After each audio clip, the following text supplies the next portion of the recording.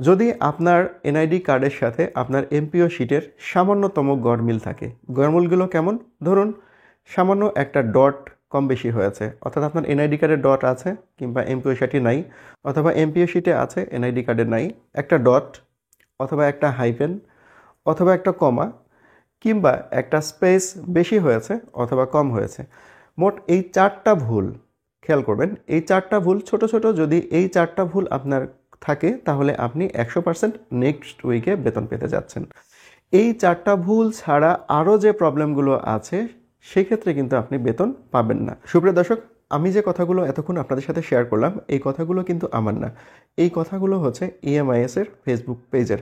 আপনারা যদি এই লেখাটা সরাসরি পড়তে চান তাহলে এই ভিডিও ডিসক্রিপশন বক্সে যাবেন এবং ওইখান থেকে আপনারা লিঙ্কের উপর ক্লিক করবেন, তাহলে সরাসরি সেই লেখাটা আপনারা পড়তে পারবেন।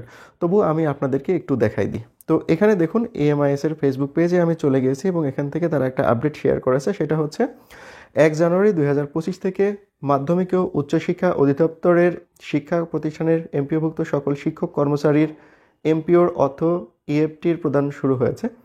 যে সকল এমপিওভুক্ত শিক্ষক কর্মচারীর এমপিও শিটের নামের বানান ও জন্ম তারিখের সাথে তার এনআইডি এর নামের বানান ও জন্ম তারিখের হুবহু মিল রয়েছে এবং ব্যাংক হিসাবের তথ্য সঠিক আছে, তারা ইতিমধ্যে ইএফটিতে এমপিওর অর্থ পেয়েছেন।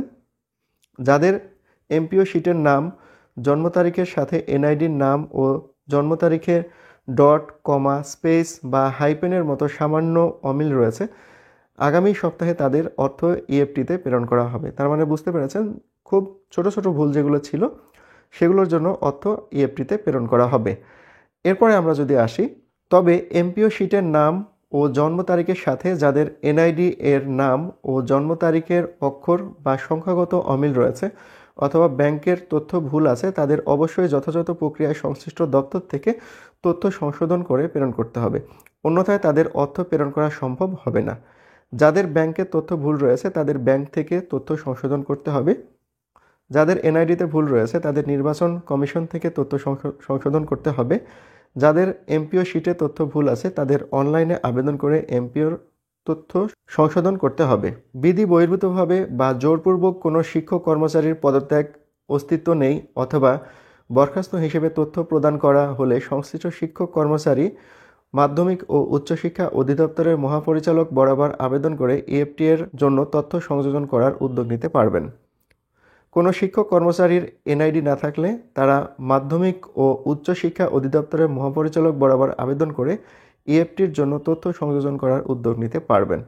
তো এখানে সারমর্ম বলেছে, সারমর্ম হচ্ছে এমপিওর অর্থ ইএফটিতে পেতে হলে এমপিওর শিটের নাম জন্ম তারিখের সাথে এনআইডির নাম জন্ম তারিখের শতভাগ মিল থাকতে হবে, সেই সাথে ব্যাংকের তথ্য সঠিক থাকতে হবে। এখানে কোনো রকম তথ্য যদি গরমিল থাকে তাহলে এমপিওর অর্থ পাবো না।